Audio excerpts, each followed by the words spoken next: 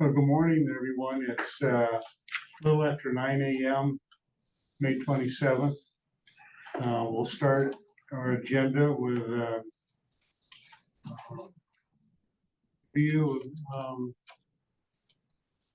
review action regarding approval of the agenda. I'm sorry. So, I think we just want to improve the agenda. If we could move number 17, review and action regarding resolution 2325, fiscal year 25 budget appropriations, ahead of the budget amendment hearing. sure. Entertain a motion to approve the agenda. As amended. Okay, motion by Carr, second by Campbell. Any other discussion? If not, all in favor say aye. Aye. Aye. Public comment.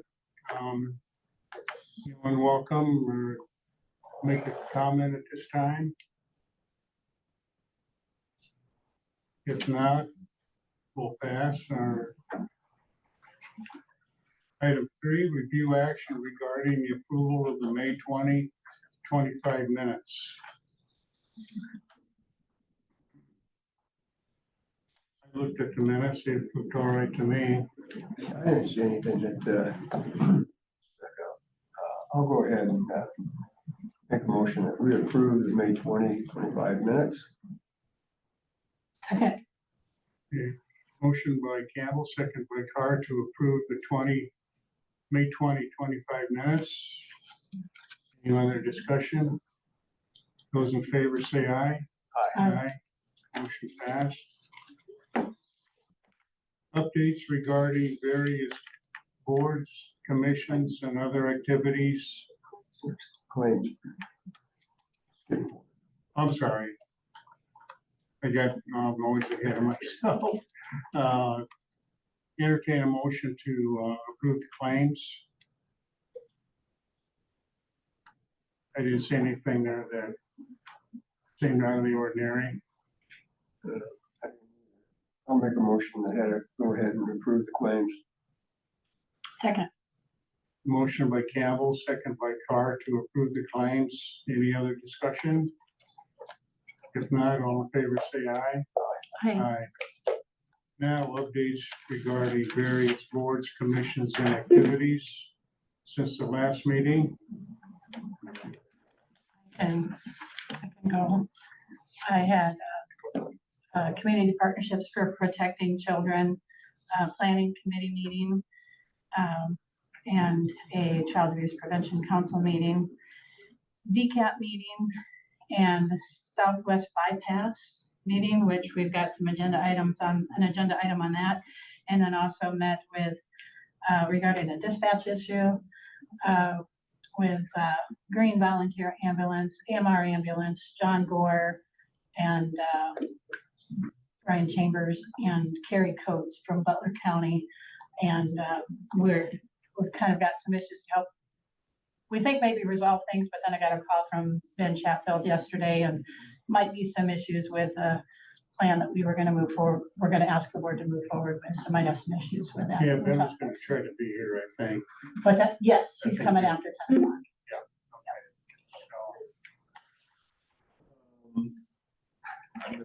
Out to visit a few spots on Drainage District 3, and that was people, that. Also on Friday, I had a Zoom in the detention center and got in and everything, but then they went into closed session and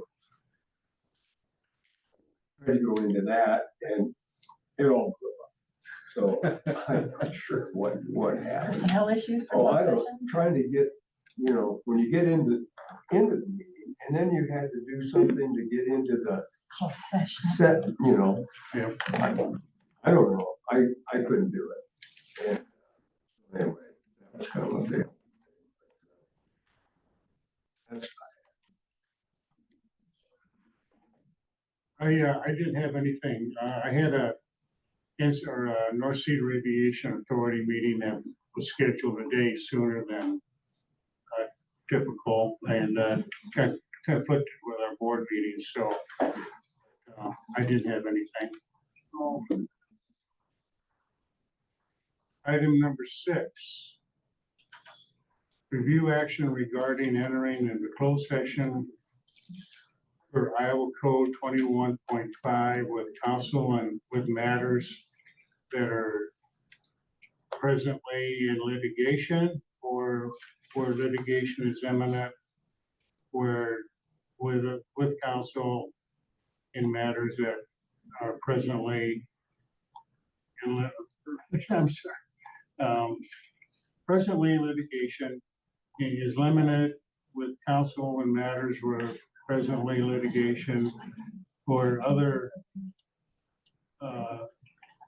litigation where other litigation is imminent, disclosure with likely prejudice, disadvantage governmental body's position in that litigation. So we need to go into closed session.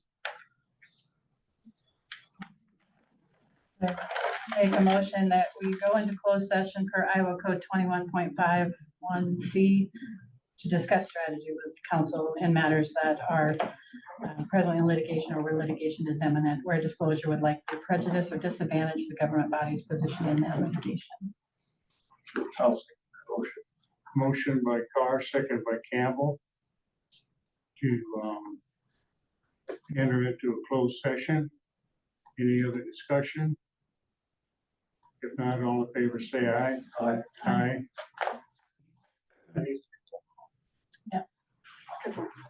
Aye. Carr, Aye. Campbell, Aye. Kiefer, Aye. Keep us on our toes, Bob. Yeah. All those in favor? I'm sorry. All those in favor? Oh, all in favor say aye. Aye. Aye. Corey, you just did that with roll call. That with roll call. I know. Okay. It's super approved. We're good. It's the three. of Sorry. you. It's- Multitasking here, it's not working well. Okay. So, do we want to head over into the other room?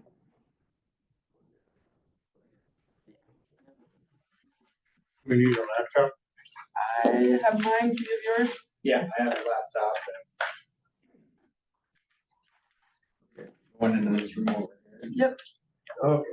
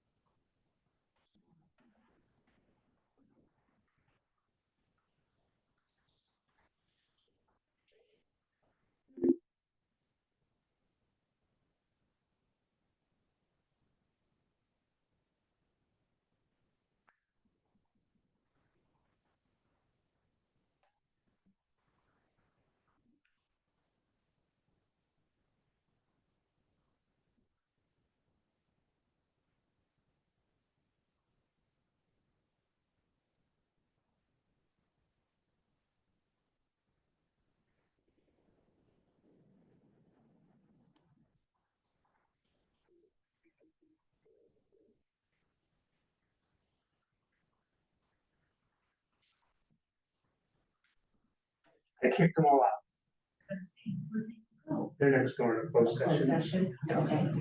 They just go in there. Yes. With that. Thank you. Mhm.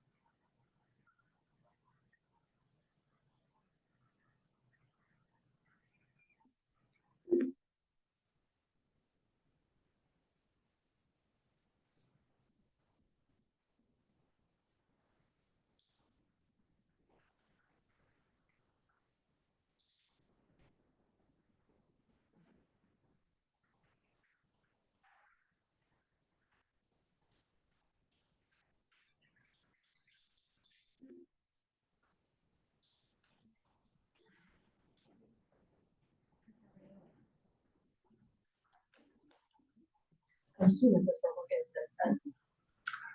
Yes.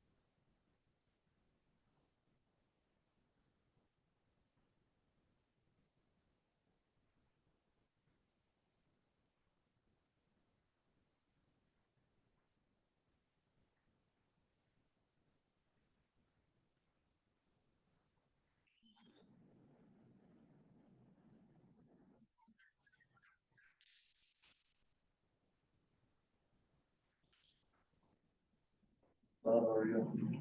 How have you been? Good.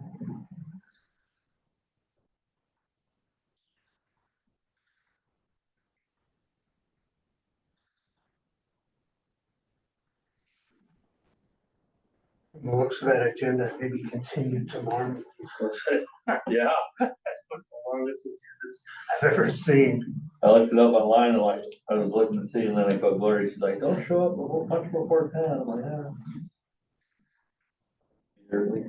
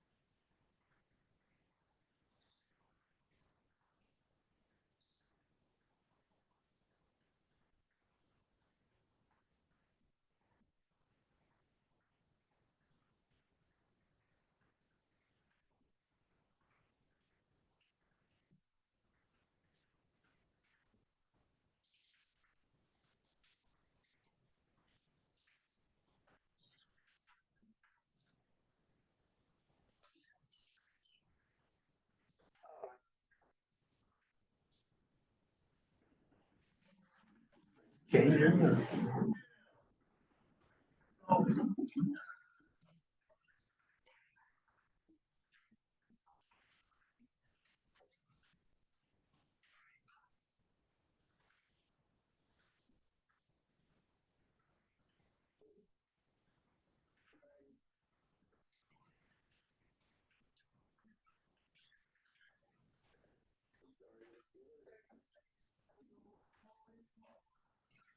Take a with us? Come on. Hey, Ben. Sorry.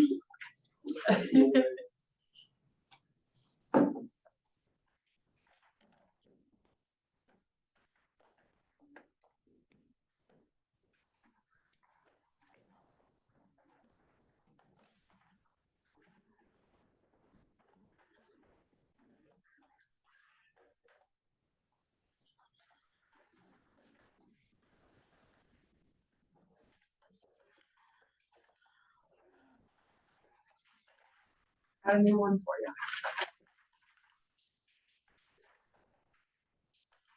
you. It's right.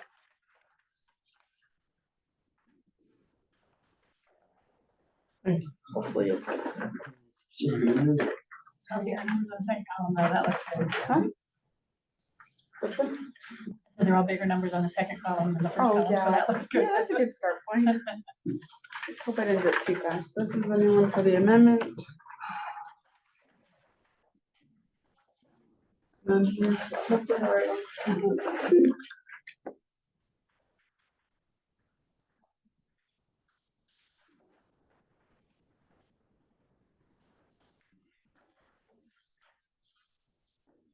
Give us your spreadsheet.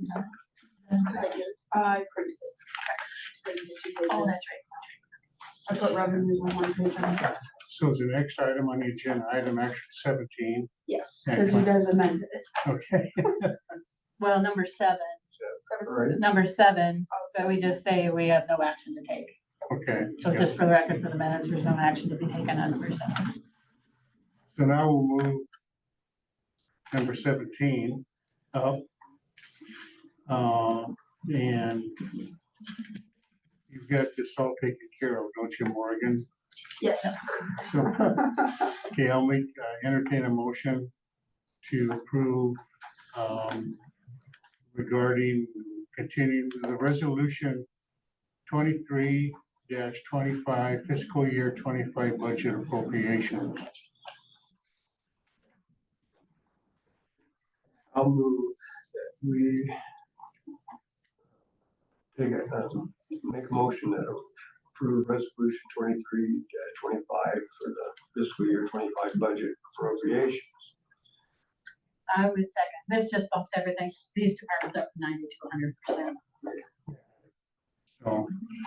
So, any other discussion or any more discussion? If not, Morgan, would you call the roll? Carr, Aye. Campbell. Aye. Kiefer, Aye. Motion passed.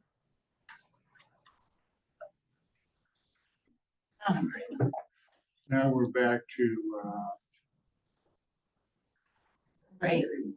number 8, public hearing regarding fiscal year 25 county budget amendment, 9:15 a.m.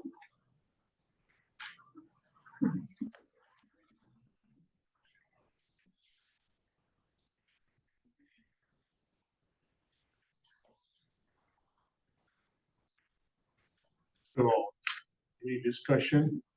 You have to open the public hearing. Yeah, open the public hearing. Is that, Open the public hearing. oh, okay. We'll figure it out one of these days. Open the public hearing regarding fiscal year 25 county budget amendment.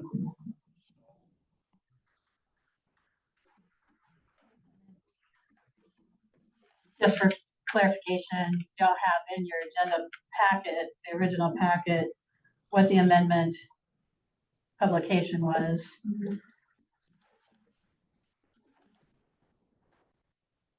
On page 4 of the packet. And you can just see that there, the primary part of we did amend the revenues, with the most significant being the 300,000 entirely from interest earned on investments. I always like to have a revenue in the budget to offset expenses. And so that's primarily what we've got going on there. And then the expenses, Morgan provided a handout, colorful one to show what those are.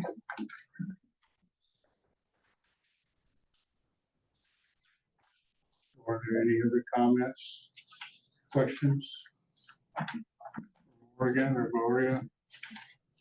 And more if the public has any questions for the public hearing part of it.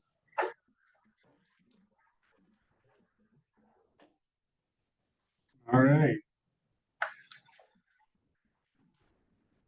Comments?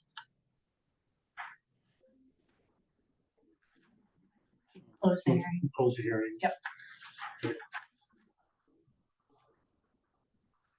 Item number 9. New action regarding resolution 22-25 fiscal year 25 county budget amendment.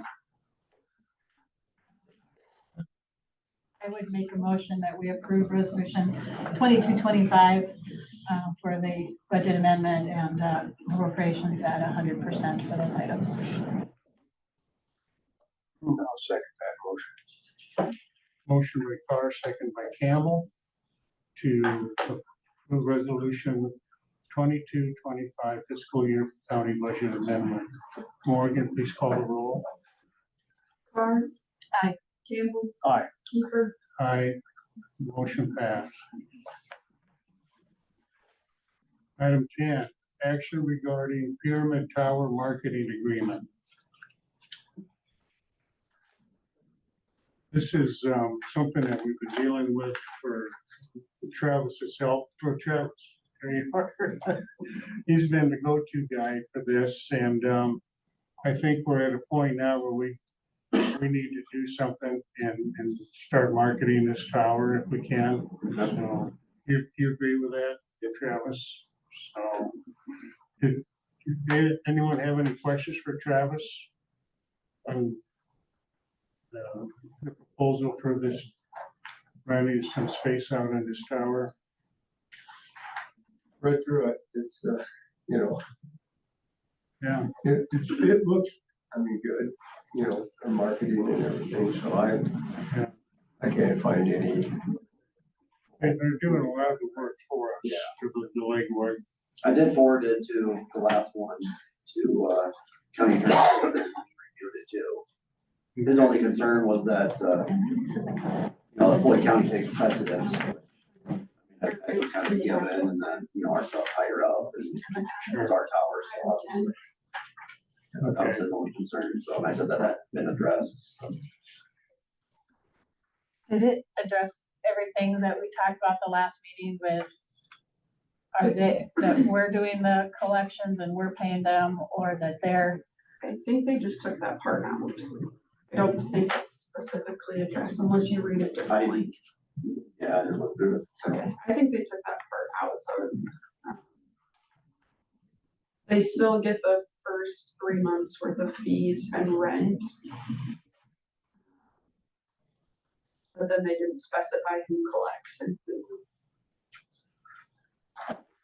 I thought they did.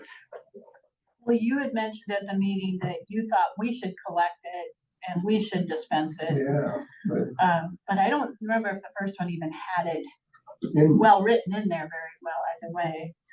Yeah. So, but clarify again, they're getting the first 3 months of all rent and then their share. How's it working again? That's kind of news to me. I wasn't aware of that part. It doesn't say anything about the 20% in the contract. It only says the first 3 months. Maybe And then Pyramid reserves the right to charge collector's application and other necessary fees as deemed necessary. At the sole discretion of Pyramid. what I was told was the marketing and all that is done for free. Only when there's a provider added, then they get 20% of that income. So 25% to the landowner. This 3 months thing, that's news to me. It was in the first Slater will contract. get his 25%. Where's that at? Verse 6.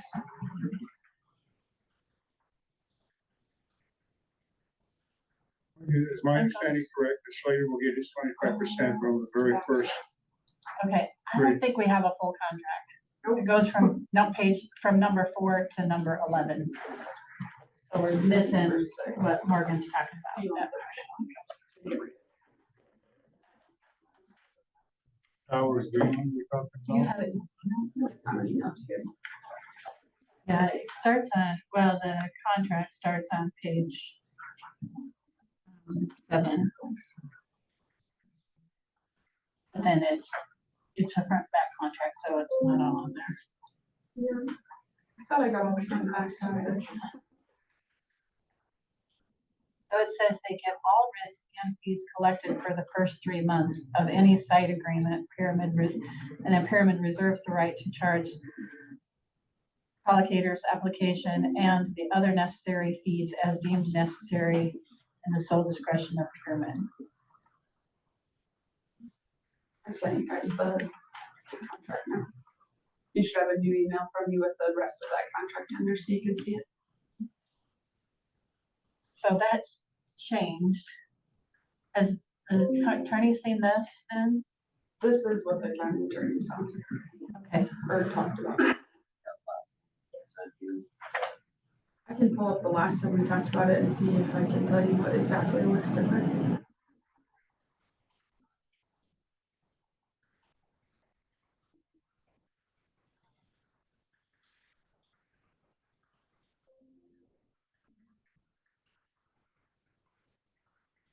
so I don't know how that works when we're supposed to pay Steve Slater. We evidently don't pay him for 3 months, but I don't know if that's kosher. Well, I think we have to pay him. Yeah, but we won't have money to pay if we're paying the first 3 months to Pyramid.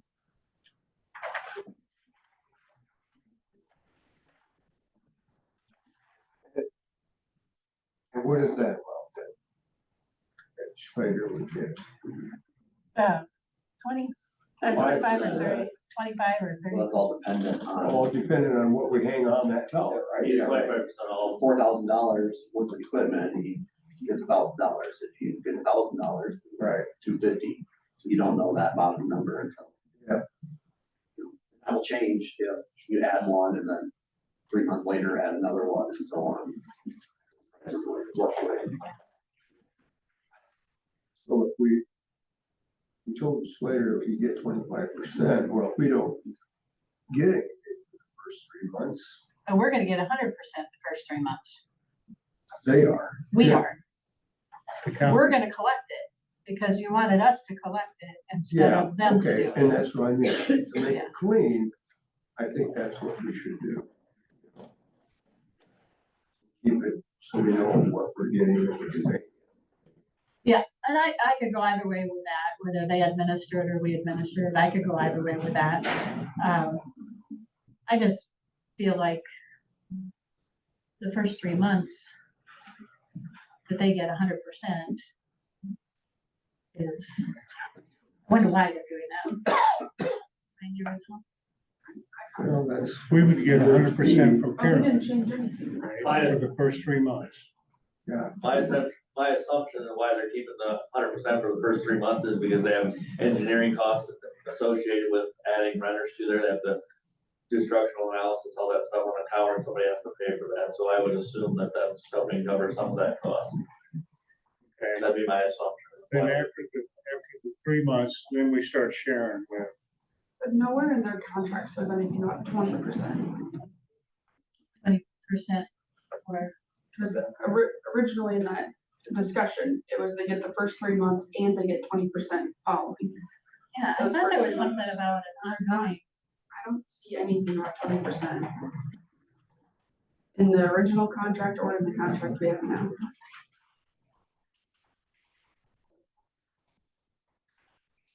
I would assume that either Steve gets paid out of bond proceeds from the tower, or he gets 3 months back pay once we start getting our first checks. I don't know how that works as far as auditing purposes and whatnot. Well, they don't get 20%. After 3 months, they only get, you got a $4,000 bill and they get $4,000. But I don't know how that gets paid. Is that vendor paying $4,000 upfront? Still kind of weird to me.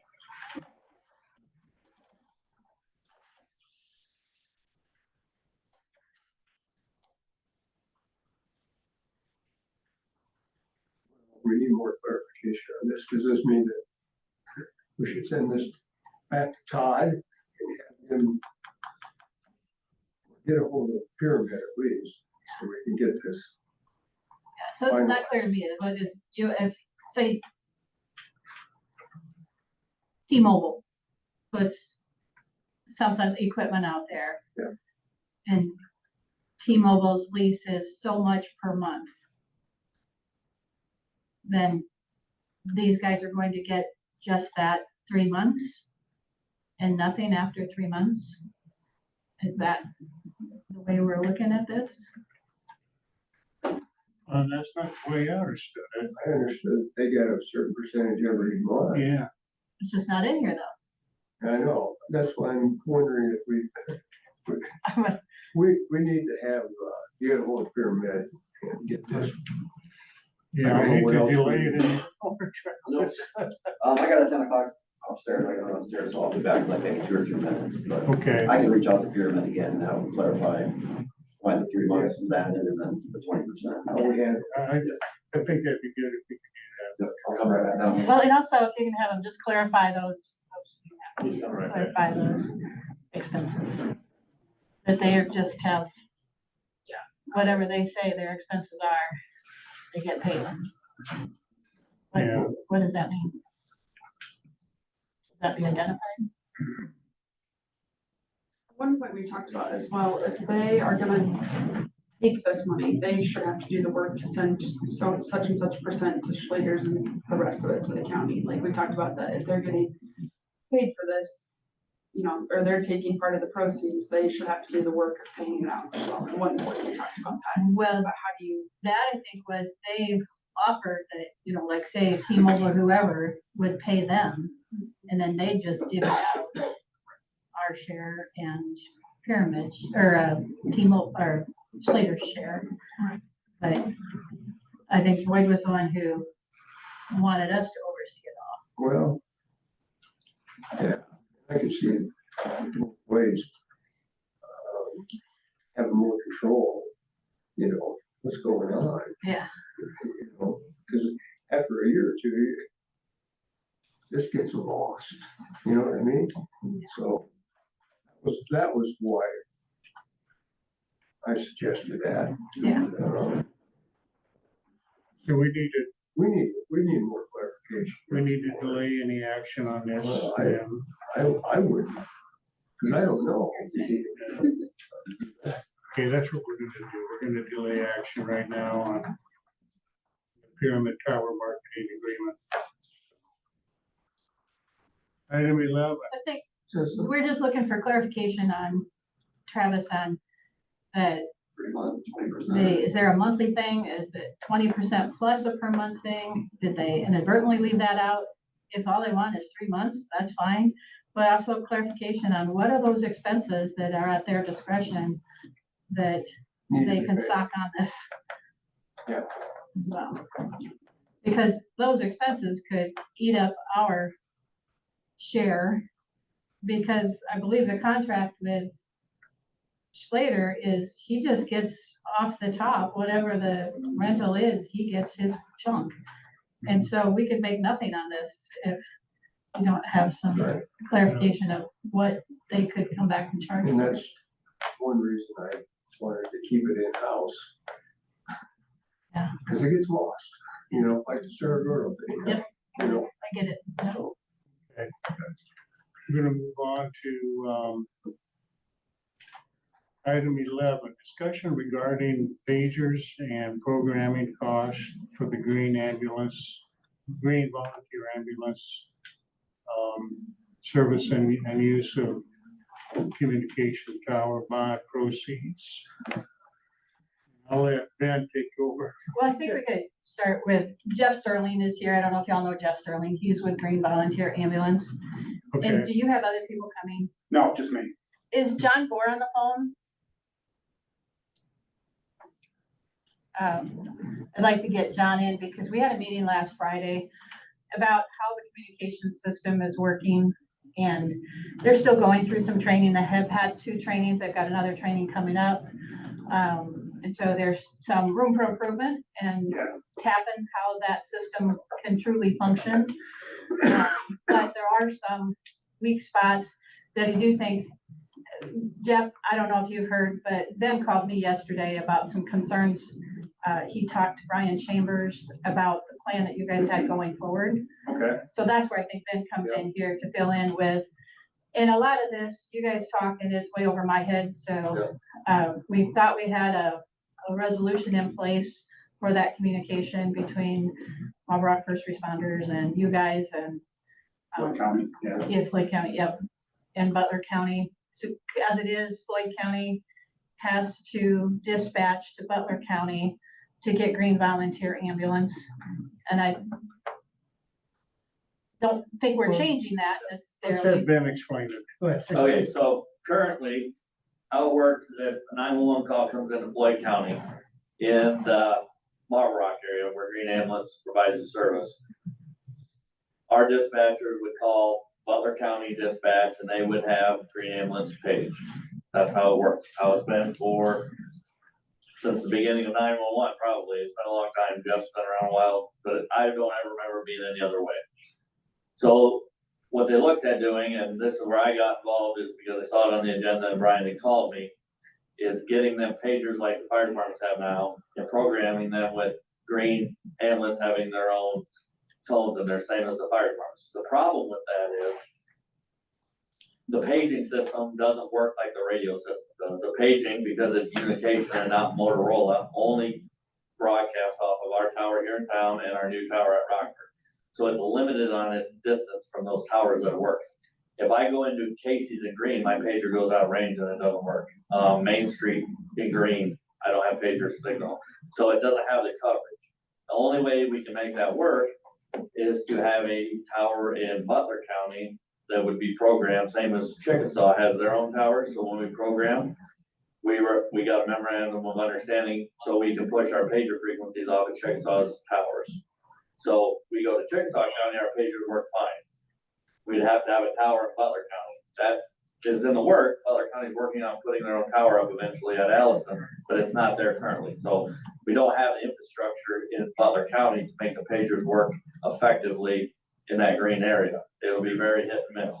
So I called Comtech yesterday. They're the ones who did most of the work on our system. And I asked Wes, I said, is there any options? He says, currently, no. He says, as far as the pagers, they would have to have a tower to make them work. I asked if our dispatch could use their alpha paging system that they have now, if there's any way our dispatch could send a page to their alpha system.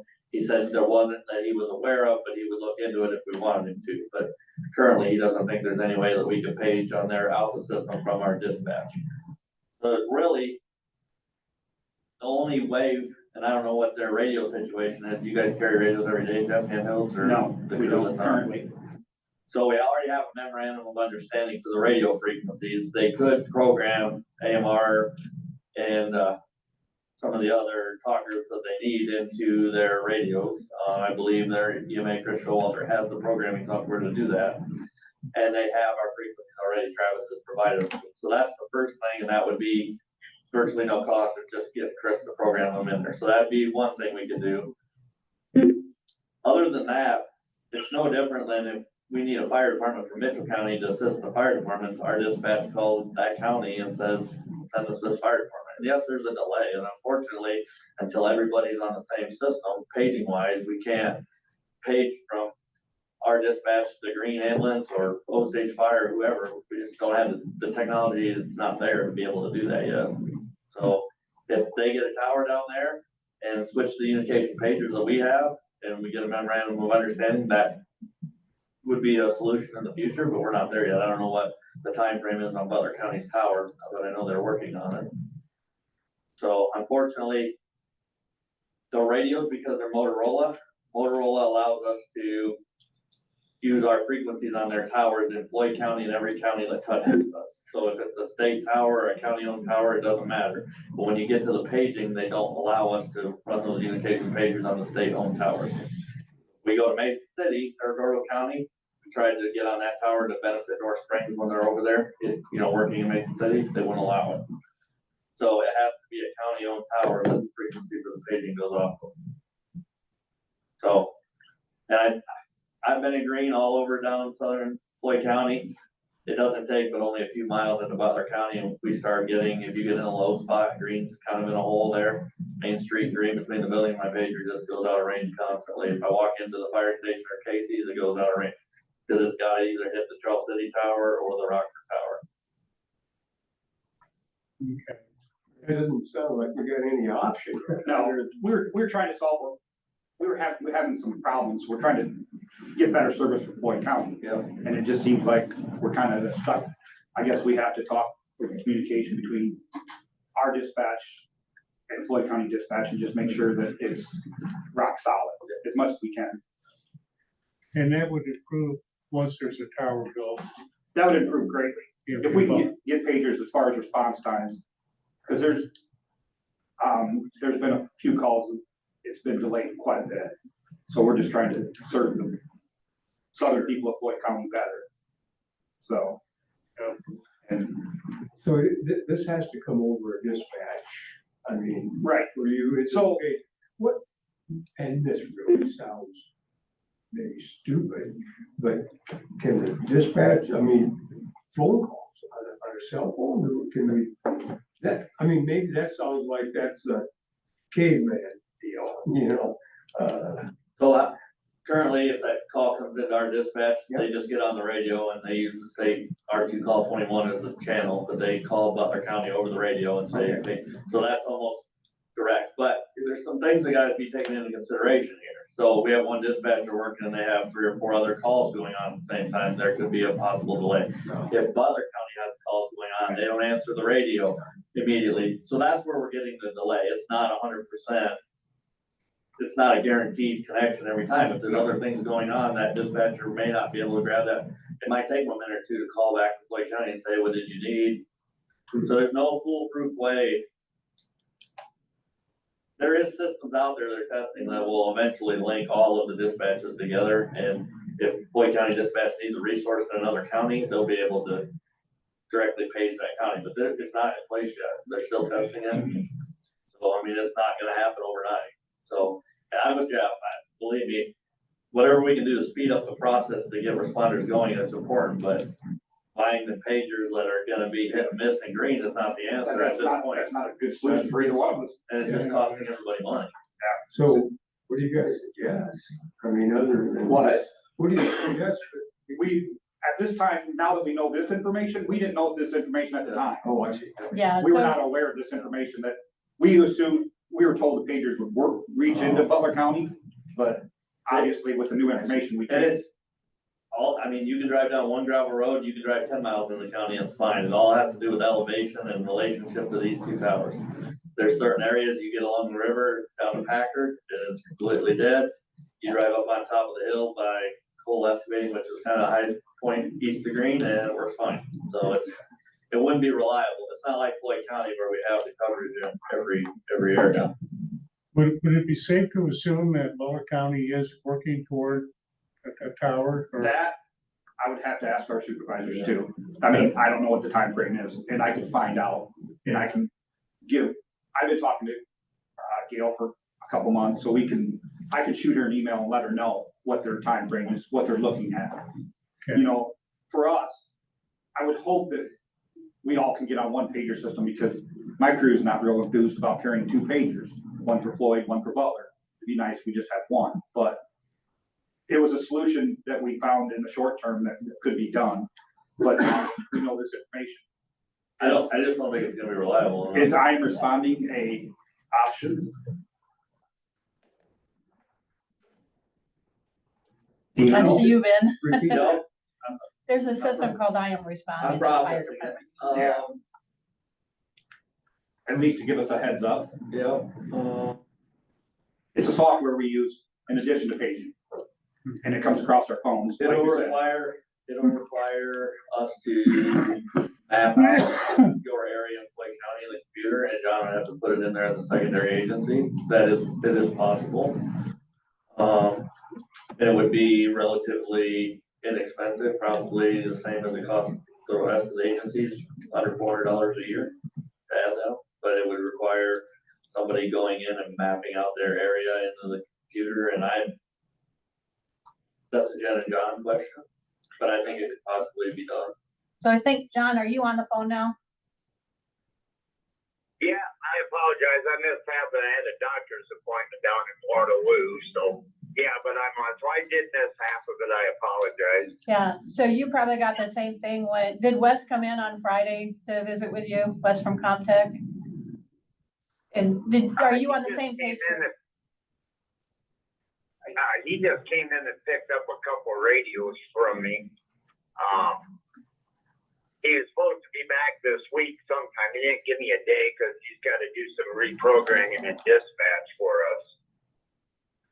But you've got the message that Ben says, you missed part of You missed Ben's that part. deal, that Ben said that Comtech can't program Butler County in for the pagers. Did you get that part of it? No, I did not. It's a coverage. They're saying that Comtech cannot program like what we were talking about at our meeting last week. Yes. Correct. Ben Because talked it's, to Wes. Can you hear me, John? Might come up to the podium. Yeah, Ben. Let me move up a little closer. You hear me better? Yeah, there we go. Okay, so I talked to Wes last night after I got brought into this a little bit. So the pagers do not work off of the state-owned towers. They only work off of the Charles City Tower and the Rockford Tower. So we don't have enough coverage into the green area for the pagers to be reliable. And until Butler County gets their own tower, they can't do anything with it. So does Butler County currently have an I-6 tower? No, they operate off of Waverly, the state-owned towers. So they have enough coverage off the state towers. So this to me is another shortfall of the state, that they put these towers up, but their towers won't. That's why we spent $5 million, because the state put up 17, 18 towers, and it's not enough to to get coverage across the state. So the question was just asked, John, about I am responding, and you might have to think about it, I had to for a moment, but, if we could get into the CAD and program their area where green ambulance goes, and, if we could get an I am responding out to them, the same as we do the fire departments, at least that would give them a little bit of a heads up. Right, that would be simple on my side. You know, how each fire department handles the I am responding programming, that would be something that you probably have to work with, Green Ambulance, you know, to show them how to program it, because I haven't done that part of it, putting the units in on that. Yeah. But as far as the CAD part, yes, that's easy on my side. How many calls a year you coming to Floyd County? Is it under 20, 100? 30, yeah, it's under. So I'm guessing the cost would be around $400 a year to do that. It was $390 a fire department for under calls, so talking $400 So you're saying $400. annually, and that's as long as they don't go over That's- 100 calls in Floyd And County. so currently 911 pays They pay for and I that. am responding. Yep, they pay for fee. that, so. So that'd be a pretty, Fire departments don't pay anything. we don't pay anything, 911 pays for it all. Okay, So it'd be just a case of adding an agency to our contract. That would be desirable for you, wouldn't it, if that? if you Yes, could make so that we, work? like I said, it just create better service for the southern Floyd County. Yeah. You know, and then, and also, if you guys are aware, we have the transportation agreement with Marble Rock, we transport their patients. So we actually technically go almost all the way to Rockford. You know, Sure. kind of how, it's the Marble Rock's EMS district, not fire district, the EMS district that they cover. So we have a transportation agreement, so we transport for Marble Rock. I think that's pretty minimal, easy, if John can program it, Yeah, that's, the other side of it, getting their volunteers set up with the program and stuff, that's a pretty simple. And we're already set up. You already have Iron Responding. Yes, we have I am responding. So it's just a case of adding an agency on their Right. device to make it work. seems like the right thing to do for me. and so the difference, so what, just for clarification, Ben and Travis, everything works with Nashua ambulance Because they're because on the- Chickasaw has their own tower. Yeah, they have 3 towers and Chickasaw, so we're actually able to overlap. Their stuff's working because they're on the same P25 paging system, everything's the same as what we have here. Yeah. So they don't have any, The Chickasaw pages now. Chickasaw pages, we don't page anybody. Here they're asking for Floyd County to page, green. Well, true, right, Middleman. right. It's So a I little respond- different, but Iron Responding is going to somewhat cut out the middleman, because as soon as dispatch takes the 911 call, as soon as they save the information in the computer, it automatically, dispatch doesn't have to do anything, as soon as they click save, it automatically sends an email to the Iron Responding program, and then it goes back out to our cell phone, so it's almost instantaneous. Yeah. So if it's AMR and Floyd Fire going to a car wreck by the Harley shop, it comes to both agencies immediately. Yeah. And lots of times we'll get our Iron Responding before we get our page, so it's pretty fast. So it would definitely, if they already have Iron Responding and know how it works, and John can program them areas in there, it would be pretty easy to, and pretty minimal cost to add them to our Iron Responding. Would the dispatches still need to be communicating them? dispatch would communicate through 911, through, Iron to I am Responding. responding. Yeah, they would still have to do as they're doing now with Butler County Right. to get the page, but they would at least get the Iron Responding notification earlier. So that way they could at least be responding to their station. It'd be an additional, you're right, instead of us waiting for the page, we're not at the station, obviously, we're volunteers, so it takes us about, most times, 8 minutes to get to the station. And we're en route in 8 minutes, approximately. At night, it takes a little bit longer. Plus older people have to get up, go to the bathroom, then get dressed and get to our vehicle. All our volunteers usually live within 8 miles of the station, so if somebody's pushing that border, it could take them a little bit longer, but usually 8 to 10 minutes we're rolling. So we should have a page by then too. So the only thing now that I see is the cost of it, that's a cost, if I am responding is covered by a totally different board, by 911 board. So We just had our 911 I meeting, know. but we could ask Adam, I'm sure it's not that big of a deal. yeah, There's not much action. I mean, we just, Yeah, right.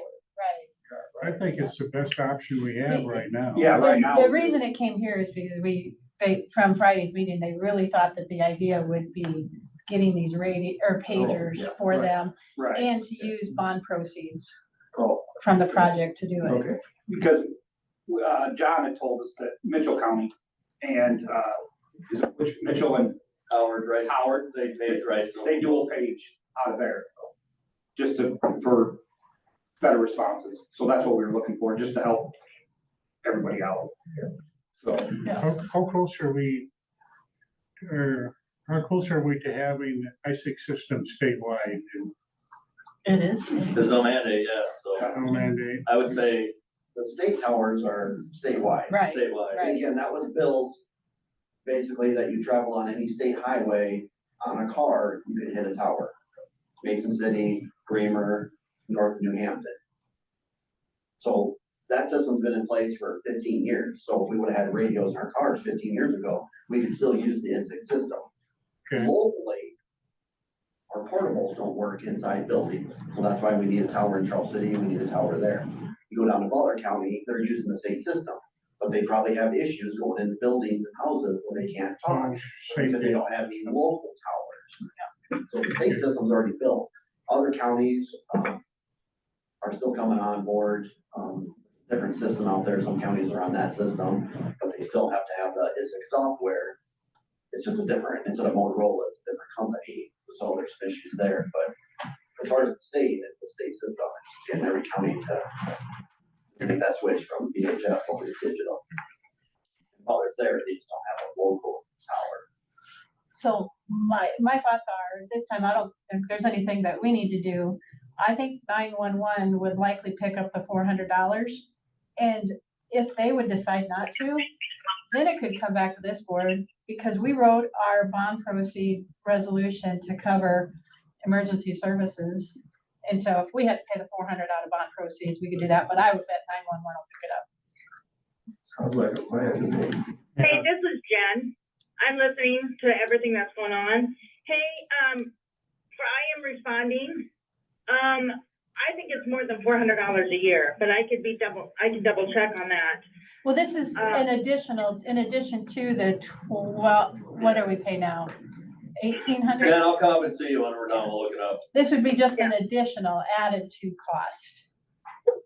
Okay, well, I know that everything is gonna be cut in half, year 2026, 27 for surcharges, so everything, so we're gonna have to cut a lot of things too, and that's why we're gonna be talking probably at our August meeting that we're going to have about, what's gonna happen in the future with our maintenance agreement with the towers and everything. So we have to really look at everything.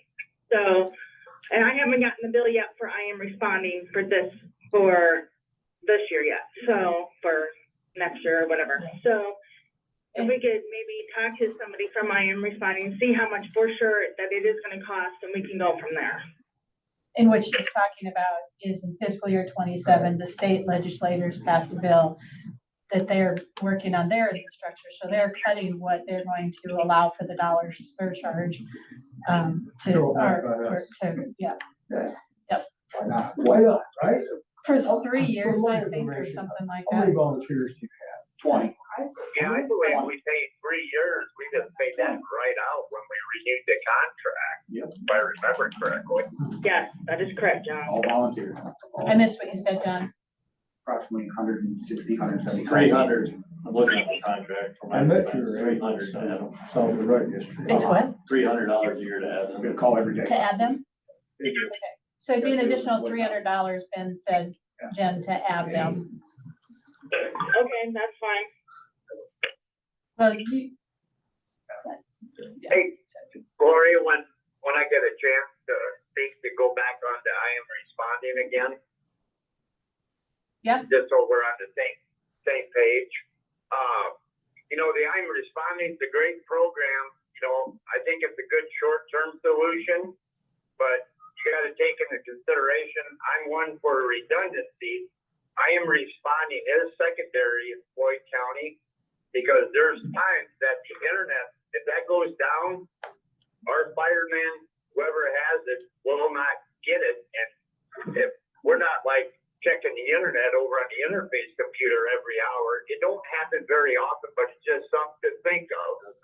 I still think there has to be some solution to where, like, the paging or whatever, you know, I missed the first part of the conversation, but the I am responding, there's been times where even our interface machine, the SW mail program froze up, and which I restarted every week, which has helped a lot, but it's just something to think of because we don't go and look at the interface screen every time we pay, you know, send out an email because it's at the back of the room.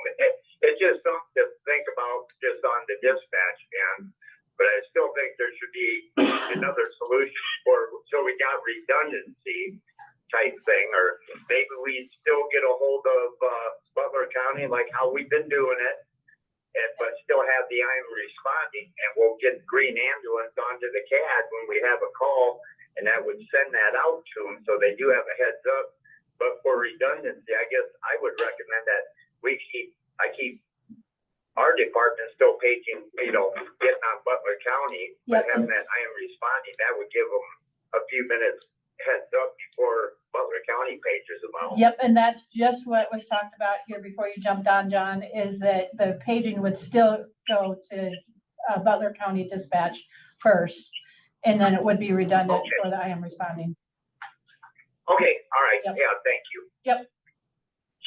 So would anyone else have any other comments or discussion?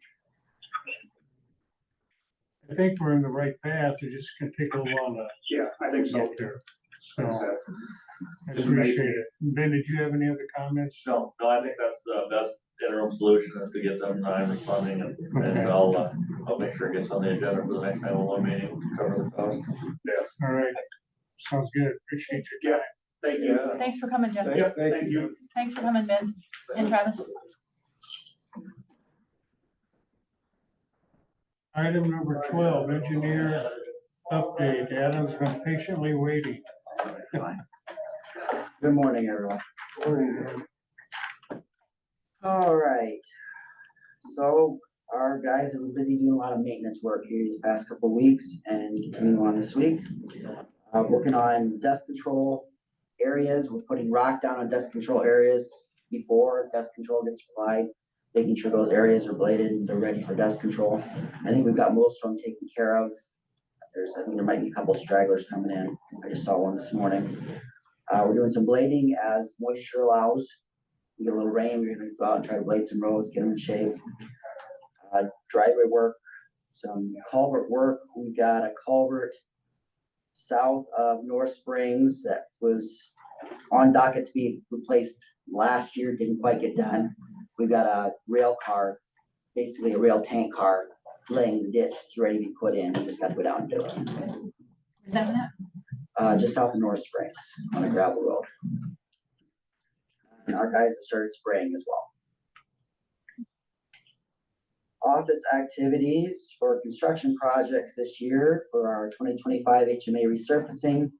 Heartland, we had a pre-con with them here a while back. They're tentatively planning to start mid-July. And that's for T38, which is South Osage. That will be a closed road with a detour. We're gonna detour traffic over on Highway 218, 9 to 218, and down the avenue and back over. And then, Approximately how long would that take, you think? well, by closing the road should take less time. One of the reasons why we closed it. I'm hoping just 3 weeks, I'm guessing. Yeah, I get a lot of comments on that. We're replacing the bridge approaches on that one bridge and that about a half-mile stretch of concrete. We're gonna be overlaying that with asphalt. And then, yeah, B47 sometime in July, that's the plan there. And then T26 is planned for late September. And B47, T26, that'll be under traffic control, so it'll be one-lane traffic. Matthew would be our other contractor who's gonna do B60, just south of town here. That we have not heard from them when they plan to start that project. This summer though sometime, Yes, this summer sometime. Yes. and that's completed in the summertime. Yes, Yeah. correct, yep. That'll be before, sometime hopefully before October. Rockford Shop, we had the letting last week, and I got the agenda item for the next agenda item to approve those bids. Maintenance projects is 2025 rock resurfacing. Bruning is tentatively planning to start this early to mid-June, so just here in a couple weeks. We're working with Denko. We got those contracts signed with Denko for crack sealing, slurry leveling. It sounds like they should be able to get some of the work done this fiscal year yet, so in June.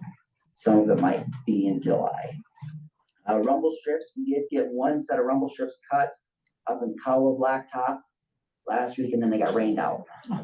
So they said they'll be back after the first of the month, so after June 1st to finish things up. I noticed a lot of places when driving around it, and I can't say for sure if we're doing it or not, but it seems like I've been driving in Butler County and Grundy County, and there's a lot of center strip rumbles and side rumbles.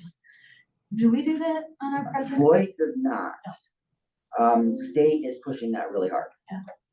So you see a lot of state roads with that.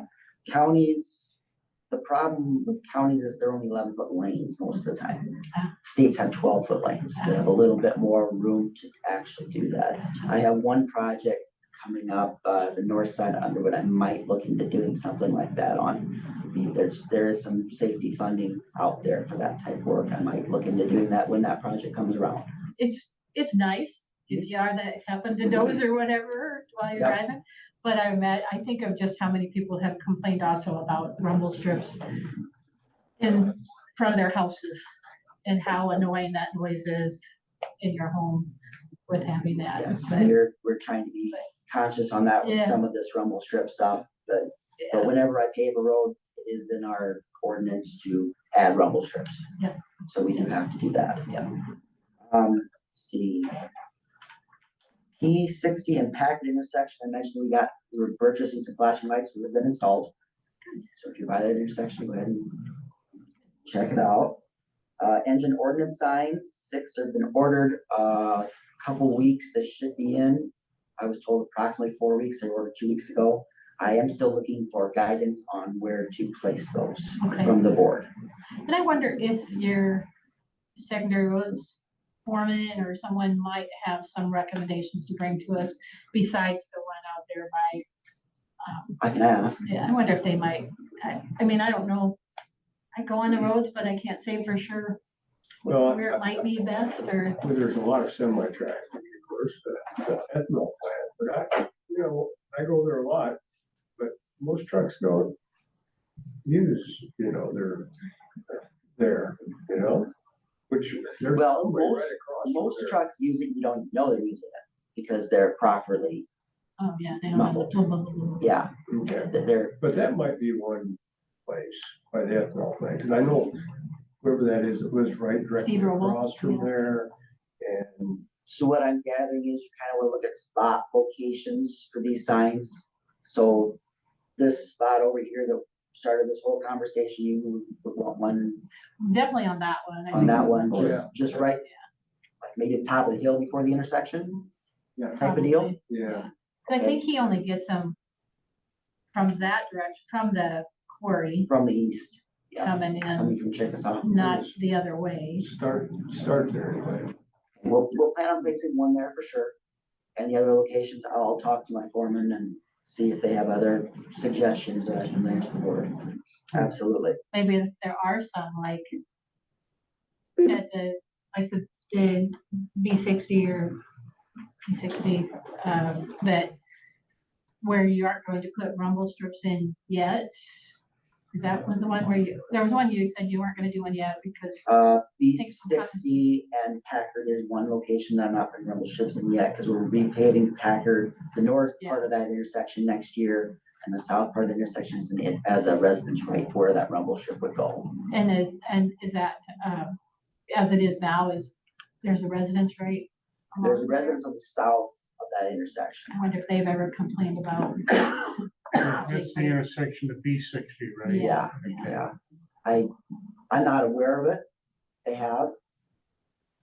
So I was gonna contact them via a letter this winter to see about putting rumble strip in that area. Yeah. But the rumble strip where it would lay out would be right in front of their living room window. Yeah.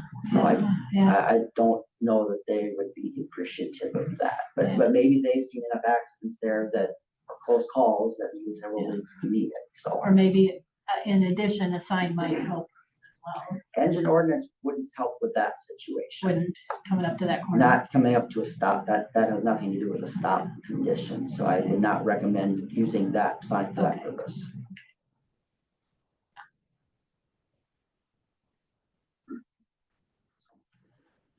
And lastly, office schedules, I plan to be here in Floyd County all week, next week. I believe it's next Thursday, I have training down in Ames for a day, or for a morning. So I'll be gone most of the day then. Any other questions, comments? I don't have anything. The bids look great. But, And that's the next topic of discussion, next topic, Yep, whenever you're ready, guys. that would be item 13. Review action regarding bids received for secondary roads, Rockford Shed. All right, we sent out for bids the Rockford shop replacement. Bids were due last Monday, the 19th. We had our bid opening at 10 o'clock a.m. We had 6 contractors that bid on the job. Low bid as read was Kingland Construction Services for $497,000, 0 cents. Checked everything out, everything looks good, and I would recommend approval by the Board of Supervisors. What was the high bid? High bid was $604,021. With. Yeah, That was from Steggy Construction. quite a difference there. Have you put a roof on that one? no doors. Well, our initial rough guesstimate was about 1.1 from Morton Buildings here in town. So I'm satisfied with these prices. And is it like a Martin building? Is it a steel? It's post frame is our plan. We're gonna look at that just a little bit closer with Kingman. They have some other thoughts on things. And is it temperature controlled and all that? Insulated. Yep. Where's Kingland out? I'm not sure. Okay. Look at their Just bid to see where their address is. I'm not familiar enough with this area yet to know all the contractors, so. Yeah. Especially building contractors. Is that Kingland you asked about? Yeah, I just wondered. I've heard of them, but No. We'll entertain a Is it motion. Kingland Construction or whatever? England Construction Services, what I have on my sheet here. Or city? we're sitting, Looks like they're for city. well, engineer is satisfied with then we'll make the motion. We accept the Kingland Construction Services in the amount of $497,000 to build Rockford, secondary roads, Rockford Shed. That includes all the demolition. The county is taking care of The county's demolition. gonna do the demolition. Okay. I would, and when do we pay and are we covered with the budget, next year's budget? This is, the way we did the proposal is they have the option of starting it this year construction season, as long as they can finish this construction season. Otherwise, it'd be next construction season. So either way, When you guys get the building down, then they'll. whenever they would like to start is when we'll tear the building down. I'll second the motion. Okay, motion by Campbell, second by Carr to approve the bid of $497,000 for the secondary roads, Rockford Shed. Any other discussion? All those in favor say aye. Aye. Aye, motion passed. All I have for you guys, thank you. Thanks, Adam. Item 14, review action regarding the transfer of tax sale certificate number 2009-09004 parcel 140-140-359-00400.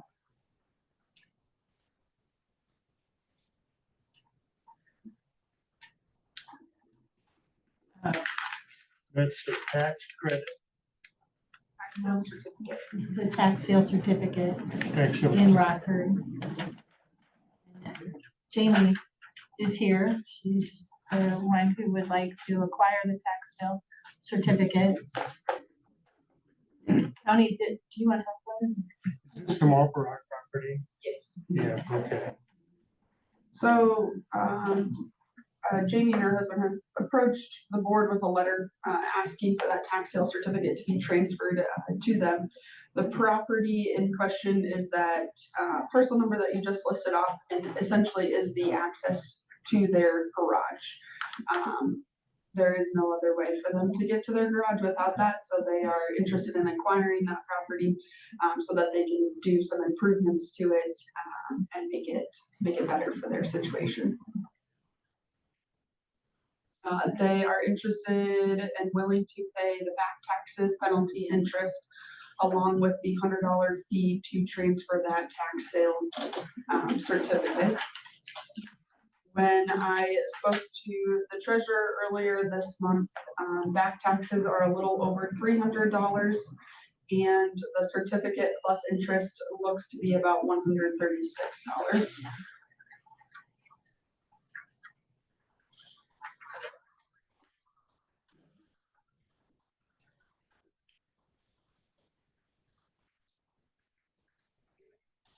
If you see on page 13, it's got the little shaded area that she's referring to here.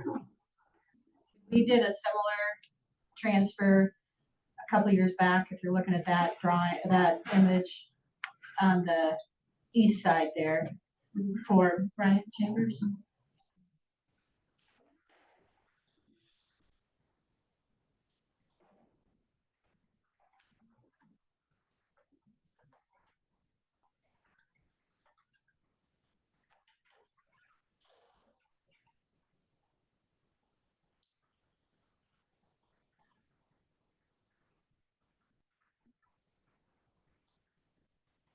So then this would require Jamie and her husband to go through the whole process of eventually notifying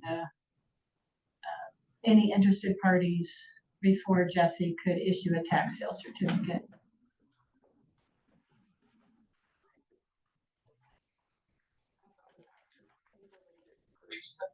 What's that? I thought they could have the certificate and then after. They get the certificate, but for her to get the tax deed, Okay, yeah, you said the certificate. no, that she has to go through the notification To process get the deed, to yeah. get the deed. Yeah, to get the certificate.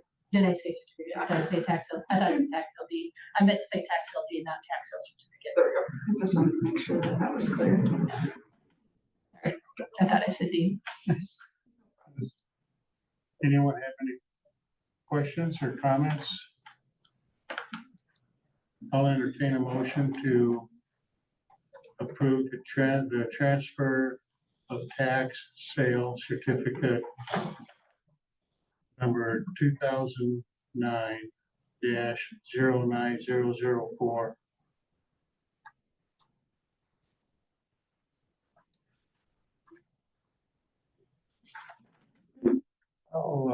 I'll make the motion that, regarding the transfer of the tax sale certificate number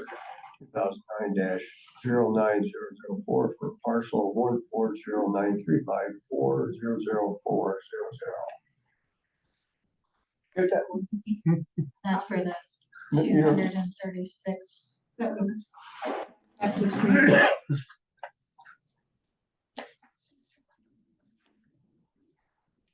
What's that dollar amount tied to it then again? 136 as of the beginning of the month, so I'll have to double check with Jesse on what the current is, but $136 owed for that certificate, plus the $100 for the transfer, plus the almost $300 in back taxes.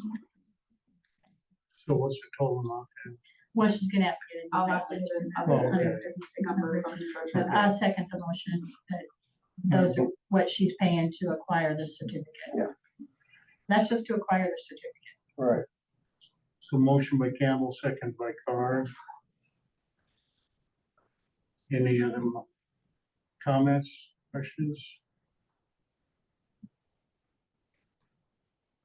If not, all in favor say aye. Aye, motion passed.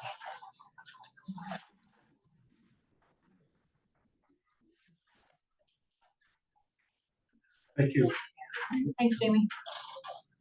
Item 15, review action regarding the 2025 recreational lakes, forest covers rivers and streams, rivers and stream banks, and open prairie slough bill.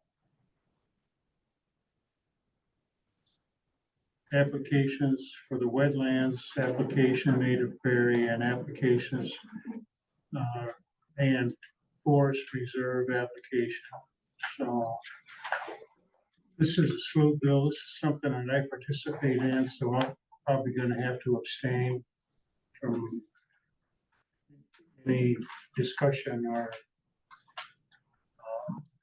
vote.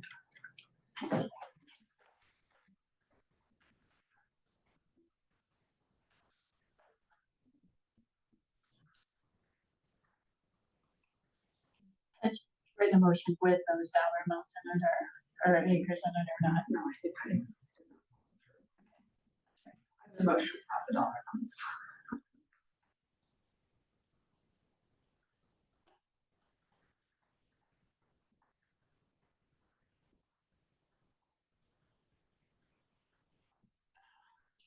$37 pages.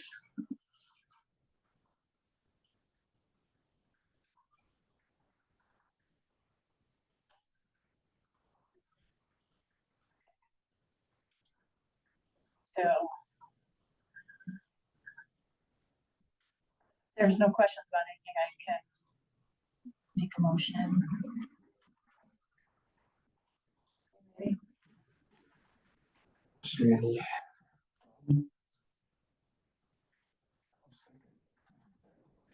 Yeah, so the motion would be to approve the The 2025 applications. 2025 applications for, if we could have Morgan fill in the amounts, like, for example, the first one that comes up is WLD, Wildlife Habitat. It's, the first one is 1.67 acres totaling 8,570 for wildlife habitat. 16 acres for native prairie land, with the exemption would be 23,690. Forest reserve would be 4,938.35 acres with an exemption of 6,605,000. And the slough bill would be 37.2 acres with a value of 55,700 and, let's see, take that back. Agriculture acres of 2,558.26 with a value of 3,007,000 and commercial value of 37.2 acres, commercial value of 55,780. Is there anything disallowed or anything like that? It's just a recap of what you just said. And I'll get the correct values and dollars and whatnot in there. Yep. It also specified the number of applications for each one of those, which I can also update. Sounds good. And then it just said at the end that Supervisor Kiefer abstained. So, I got a motion for all that, the Yes. numbers in there. I think Boyd seconded. And, right? Yeah. Exactly.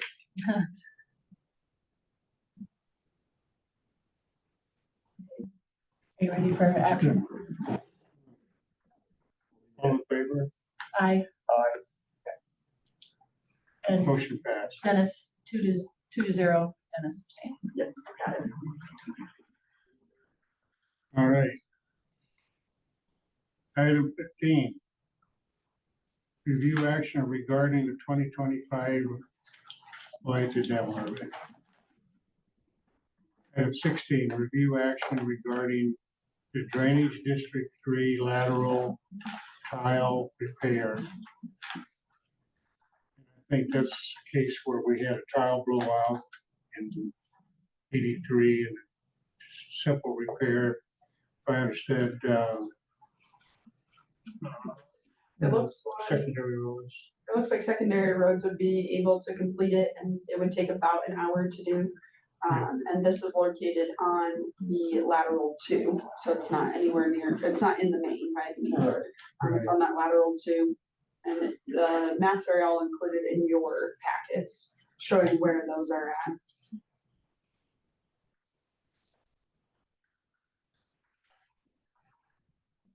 I would make a motion that we have secondary roads repair the Drainage District 3 lateral 2 tile.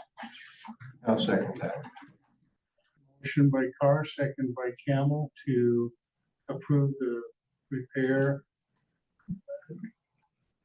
The repaired Drainage District 3 lateral tile repair.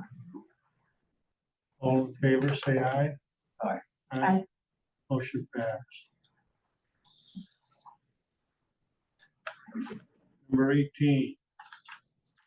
Review action regarding the fiscal year 25 wage certification correction. So, when going through some of the budget processes and just getting into the nitty gritty, it was noticed that there was a typo. This just gets to be where, you know, we talked about wages how many times for this new budget. And there just gets to be many places that the number gets wrote down, whether it's rounding or what it could have been. During the budget process for the fiscal year 25 budget, the budget was approved for the treasurer's wage at $78,177. However, during the wage certification process, it was then approved for $78,178. So we're talking about $1. But for auditing purposes and for full transparency, I need you guys to amend the wage certification to reflect the $78,177. So we'll move that we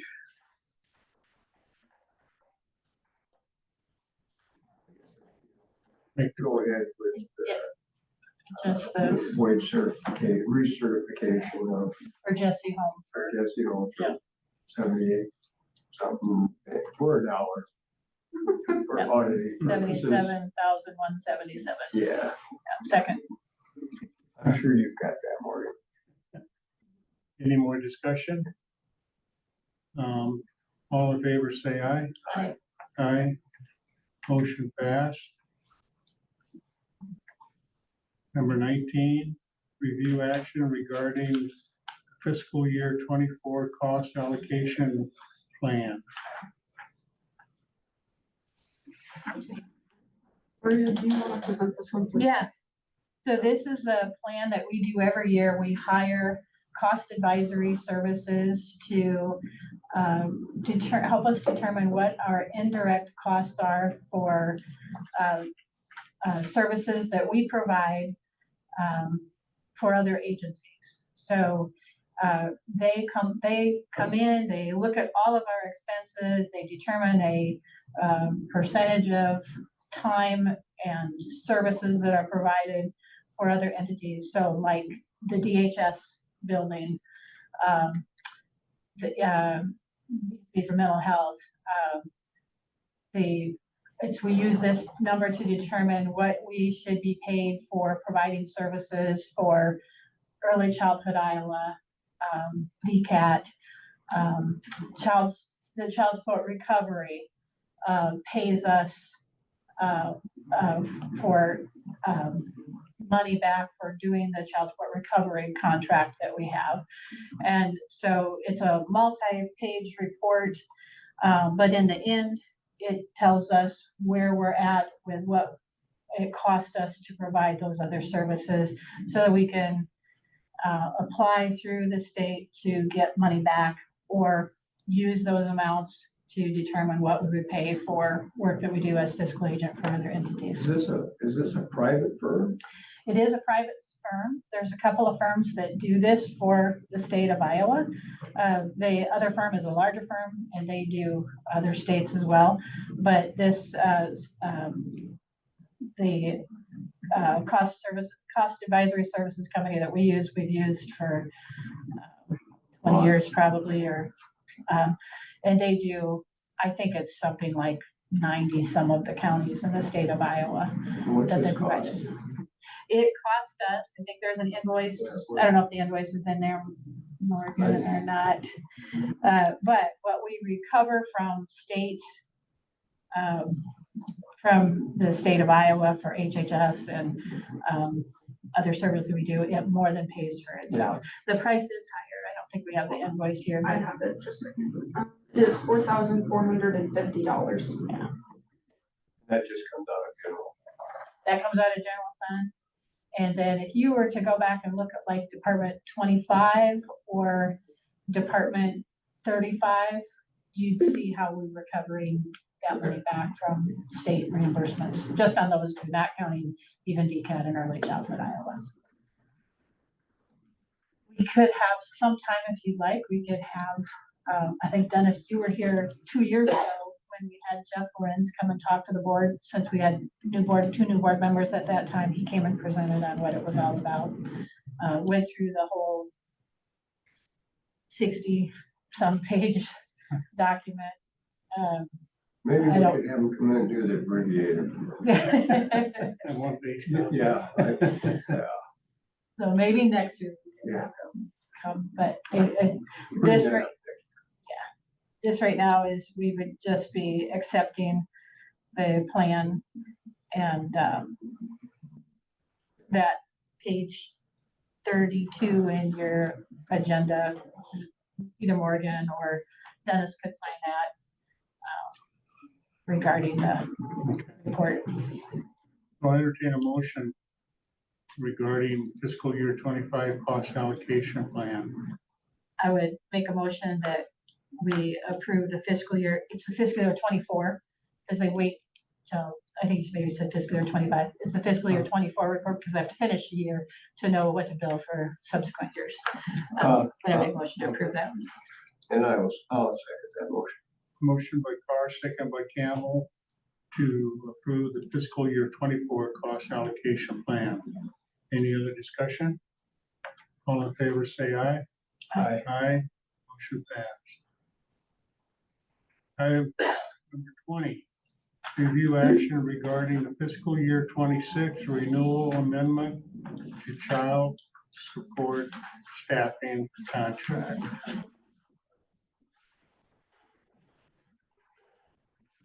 This is the one, This is one of your.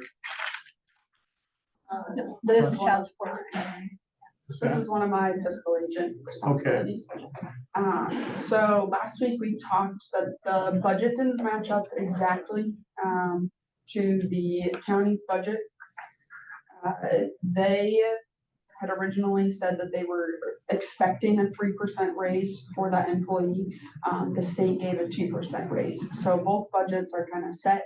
They, this is what they're going to charge. Our budget was approved for slightly more. So the only difference between those two budgets is that 1% in the person's wages. We are over budgeted. Not fully ideal, but at least we're not under budgeted, so we don't have to amend later on. But that is the difference that we were talking about last week. And it's only a few It's a hundred couple dollars. $100. And I think when we were looking at things, what we saw is we'd thrown in the number from, we told people just don't mess with your wages, keep them the same, and then we'll figure out where we're going. And I think that one had the current year's wages in it, but they had some staff changes. So we were a little higher just with that number, but it didn't seem like it was worth Morgan having to go in and adjusting the budget down that $400 or $500 or whatever. So that we could just leave it the way it was. And they're not changing the contract because their contract is correct. So that is a difference of $494.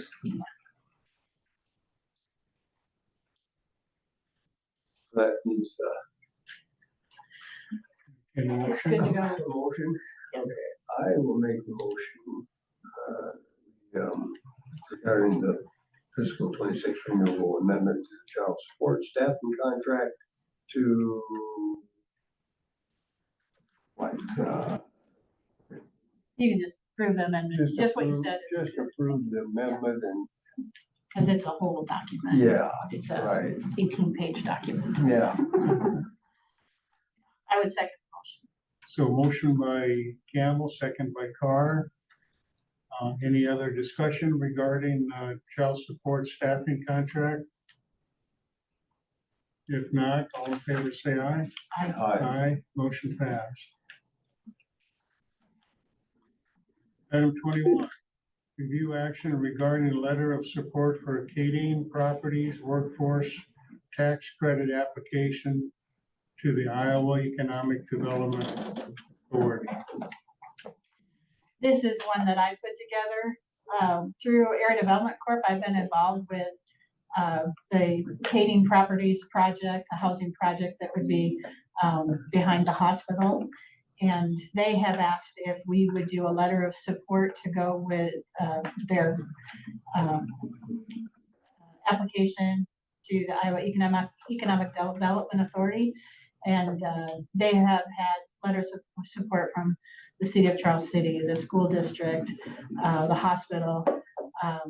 And they just asked if the county would do one as well. So I just drafted this letter. And I think it reads fine. I don't know if y'all have had a chance to read it or not, but it just is just Dennis would sign, or actually I've got it. I looked at some past ones and all three of us signed the letters from the past. So it showed continuity of support by all three board members. So I would recommend that approve this unless there's any language change that you want to see on it. And a motion? Is that a Was that motion? a motion, Gloria? I can make a motion toward it. Yep. Then I'll second that. Motion by Carr, second by Campbell to regarding the support, letter of support for Kading Properties Workshop Tax Credit application to the Iowa Economic Development Authority. Any other discussion? If not, all in favor say aye. Aye, motion passed. Item number 22, note increase pay for jailer. It went from, she got $1 an hour raise, I think, right, Morgan? Megan Yes. Apple completed her jail school training, so her wage increase is increased by $1. Yeah. Effective on May 17th. Okay. Yep. 23, note hire of a new recorder's clerk. Is that why you're? I was down here to say, I'm excited to have Denise start. Denise Lansing will be starting on June 2nd, so. What did you say? Denise Lansing. I guess I interviewed 4 people and she kind of tipped the scale that she had prior banking experience, so. Banking firms and so forth, so that kind of, she's in the real estate department, so. We're getting another person in there. I guess we've been at least, I think, a month. I don't know, time flies. I don't know where we're at, but yeah. Okay, well, congratulations. Yeah, thank you. Works. Thank you, appreciate that. Is that all the news you Yep, that's all I got. When's she starting? June 2nd. June so 2nd, there we next go. Okay, I see Monday. it. Yep. I guess a little under a week from today, so. Sounds good.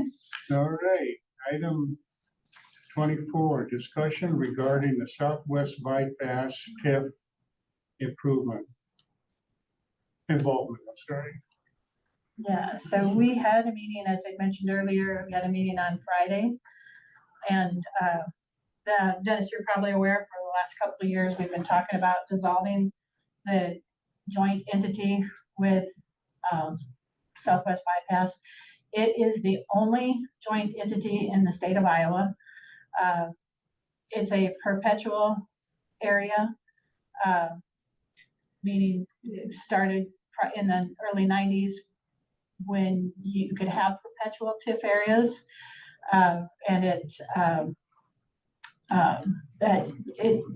The intent when it was started in the 90s was to make it a joint one.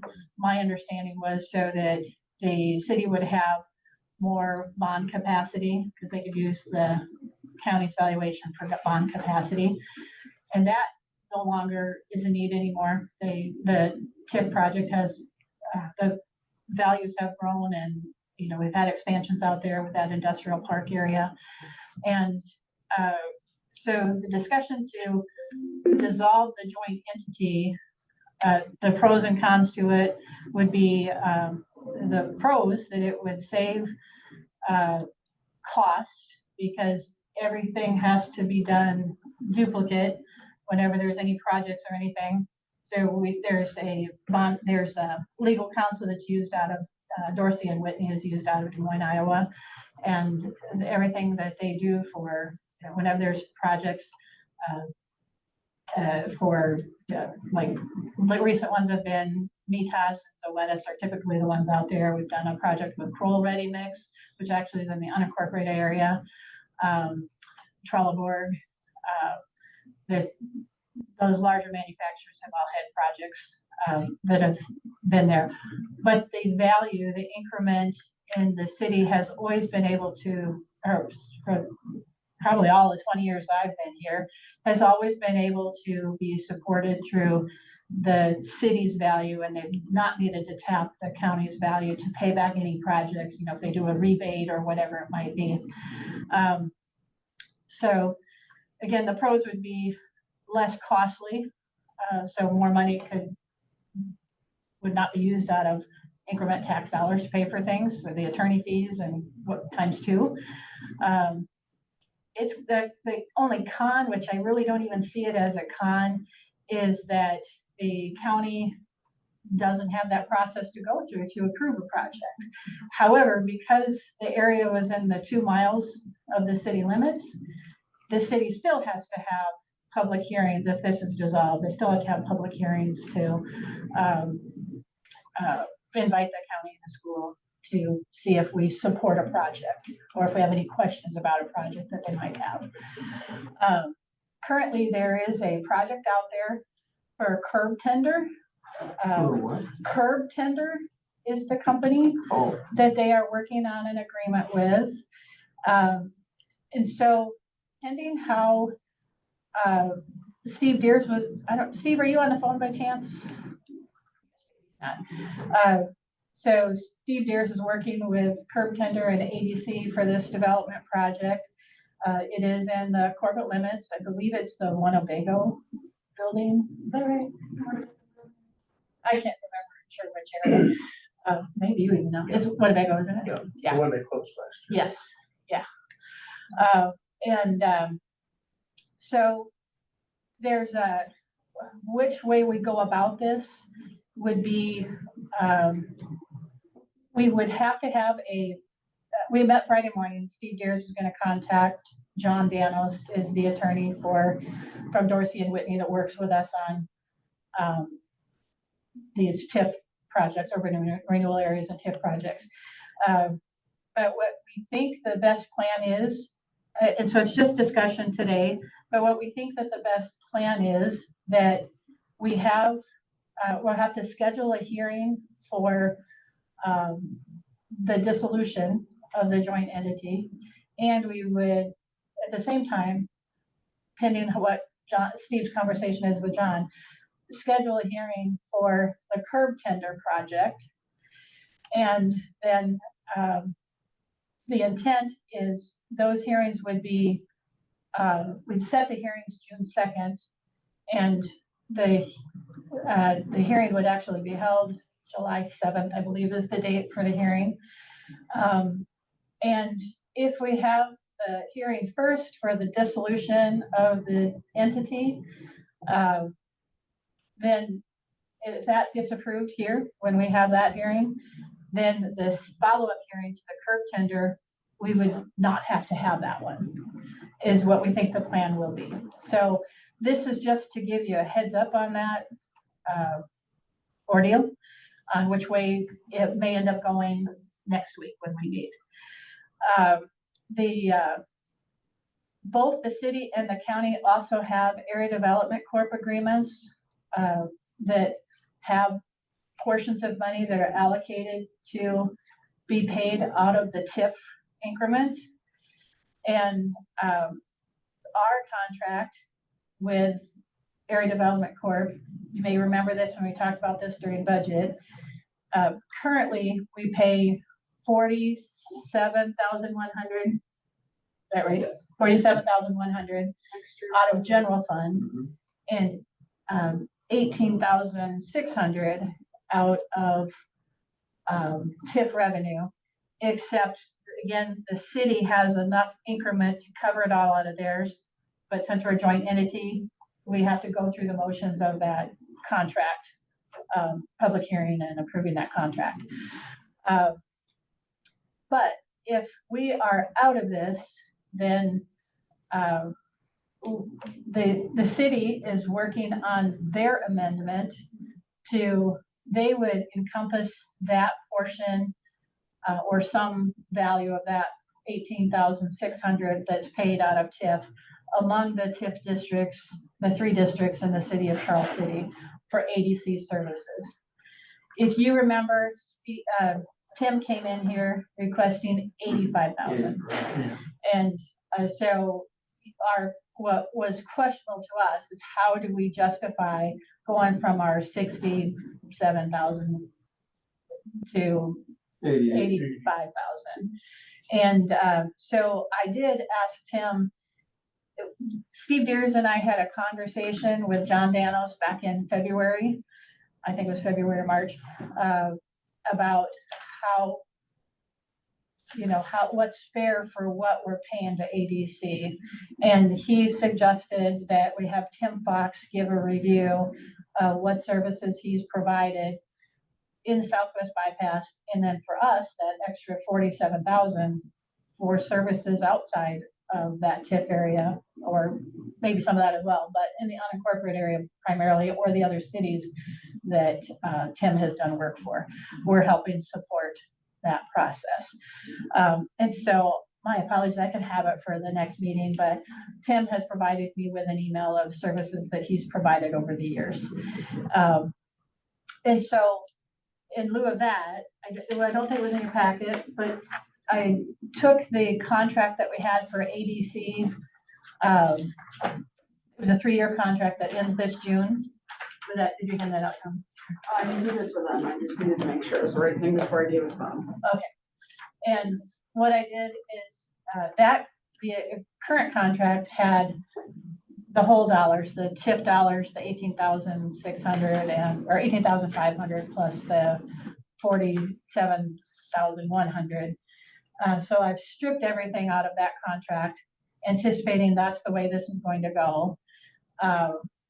And so, but we did at budget time talk about increasing that $1,000. So in our budget, we had $48,100 to pay ADC. We don't have, pending everything passes, to dissolve the entity, if that's the direction we believe is best to go. When we have that hearing in July, then we would just engage this contract for the 48,100 for ADC services. Okay, we wouldn't be increasing anything over the 48,000. Correct. Yeah, there'd be again, all that 18,000. We just basically get rid of the. Goes away. The city's gonna figure out how they're But they'll probably be back and ask us for more. Right? Well, they shouldn't, I don't think. Again, their increment has covered it. Their evaluation of that in the increment has covered it all. But what they also had Tim provide them, what he's provides for services in their 3 TIF areas, urban renewal areas.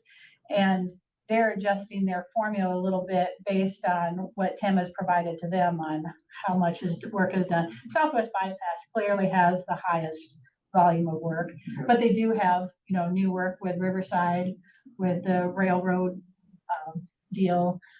But they've got a new allocation, how they would split in their next contract, which is, our part of that would be only, well, we would get notices for Southwest Bypass as well as their other 2 areas because, well, I don't know if we would get notices on those because they're not expanding into the 2-mile area.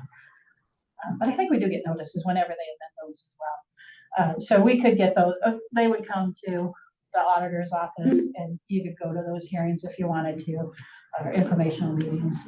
But I think this, if we're all on board with, we don't need this joint entity anymore, that's what I was That's part of. basically what it is. Yeah. Okay. All right. So you could, I And talked to Todd about the development agreement. He said everything looked fine with removing the Southwest TIF part out of it. Could review that, see if that looks sufficient. It has accountability for Tim and it has, you know, he has to come to us annually and report what he's done on our behalf and what their expenditures have been. And then we still will serve on the Area Development Court Board, have that representation on ADC board as well to know what's going on. Right. Do either of you have any reservations of dissolving? Nice explanation. Not that Yeah, we just didn't get done. Everybody got so busy, but this is one of the things that Steve Deers wanted to hopefully wrap up before he's gone, but July, he will be gone already. But this initial part, it should clean it up. Okay, Any future agenda items? well, I don't know if I just want to remind everybody again. We're gonna have a meeting on the second, right? Yep. Because I'm gonna be gone the 3rd and we'll be back. Well, I want to make sure I make a note of that. this, everybody said, Are we on that we're not gonna have a meeting that following week so that Lexi knows if there's not gonna be claims that There's not gonna be either way. oh, you're no not gonna claims have, that way. No claims that week. oh, you're not gonna have a meeting while I'm gone. I We don't. just can't have a meeting without you, boy. Okay, well. I mean, we're not gonna do claims Does that that week. make you feel important? So we're not having a meeting on the second? No, we are. Second, we are. We are, The okay. following week would The go. following week, you Yeah. guys won't. Okay, Oh, you're all on vacation too. Wish you could be with me. yeah, Wish we could do. all right. And then the 17th, we're still on for a meeting and you'll have your, Well, I guess, you your know. work group is gonna Right. present at that one. Mhm. Yeah, I haven't gotten any. All right, any other agenda So, items?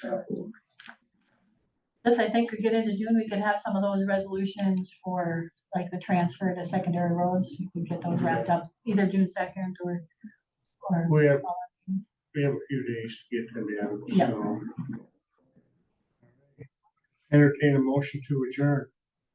So moved. second. Motion by Carr, second by Campbell. All in favor, say aye. Aye. Aye. Motion passed. Oh, we gotta sign this stuff, right, Morgan? Oh, yeah, we got lots of stuff to sign. Oh, we have a lot to sign. Did you not sign claims yet? You're the keeper of the claims today. They're still sitting in front of them. Yeah. Gloria, you moved to adjourn. I did. Is this enough for you, Morgan?